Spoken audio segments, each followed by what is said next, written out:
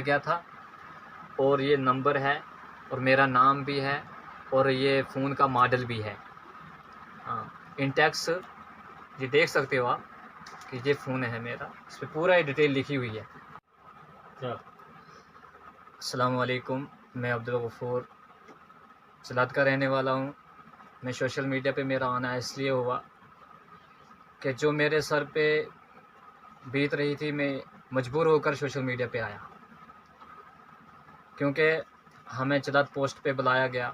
सबसे पहले हवालदार साहब ने, उसका नाम है अब्दुल लतीफ़। बाकी साथियों को भी बुलाया गया और बाकियों साथियों से जब ये रिक्वेस्ट की गई कि फ़ोन जमा किया जाए और मेरे से भी फ़ोन लिया गया। और जब उन्होंने फ़ोन जमा किए तो मैंने ये बोला कि हमें तो आपने बोला कि आप यहाँ आ जाओ और यहाँ वीडियो कॉल करके एसएचओ साहब से बात होगी। जब हम वहाँ पहुँचे तो हमें सबसे पहले यही कहा गया कि आप अपने अपने फ़ोन जमा कराओ। जब फ़ोन जमा हुए उसके बाद उस हवालदार अब्दुल लतीफ़ साहब ने फ़ोन मिलाया और एसएचओ साहब से मेरी बात करवाई और बाकियों के जो फ़ोन थे वो नहीं लिए, वो वापस कर दिए गए और मेरा एक टच फ़ोन था, टच वाला फ़ोन वो रख लिया। बाकी साथियों को कितनी देर के बाद फ़ोन वापस किया गया था?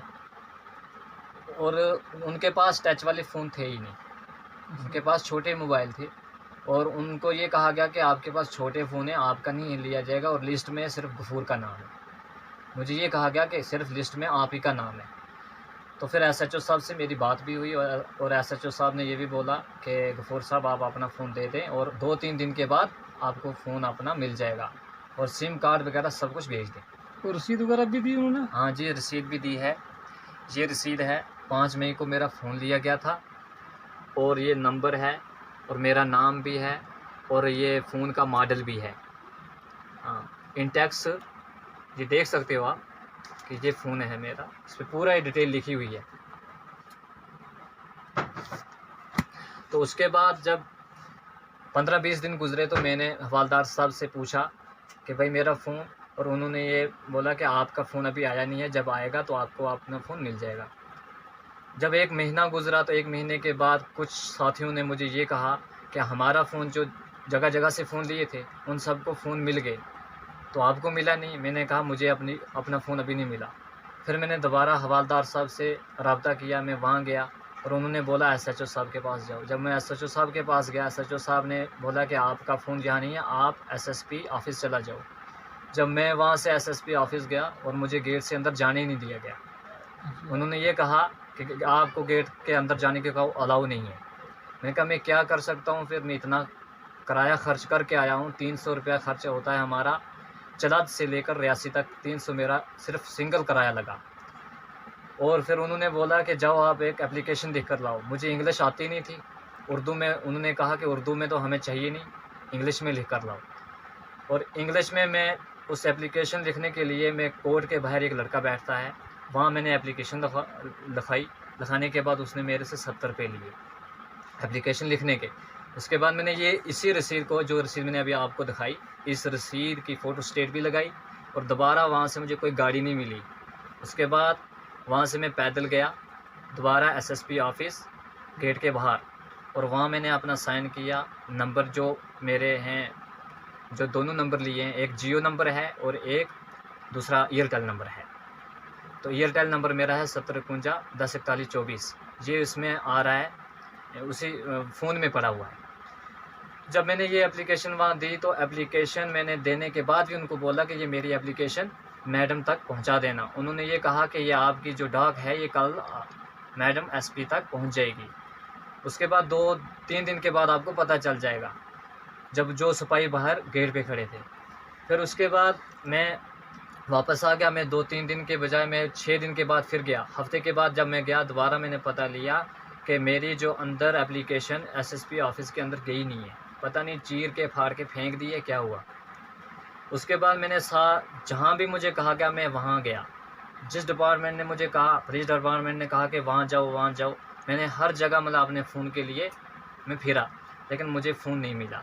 7000 का फ़ोन है, उसमें मेरा आना जाना जो 3000-3500 प्लस हो गया खर्चा, आना जाना, किराया, खाना पीना सब। और मैं एक गरीब इंसान हूँ और मेरी यही रिक्वेस्ट है डीसी मैडम जी से कि मुझे तो पहले नंबर मेरा फ़ोन दिया जाए और जो मेरा खर्चा हुआ है आने जाने का वो खर्चा भी मुझे दिया जाए। जब आप रियासी एसएसपी ऑफिस गए थे तो उन्होंने कोई रसीद दी थी जब उन्होंने एप्लीकेशन कोई की? रसीद मुझे नहीं दी। उन्होंने सिर्फ़ कहा कि आपको 2 दिन में पता चल जाएगा।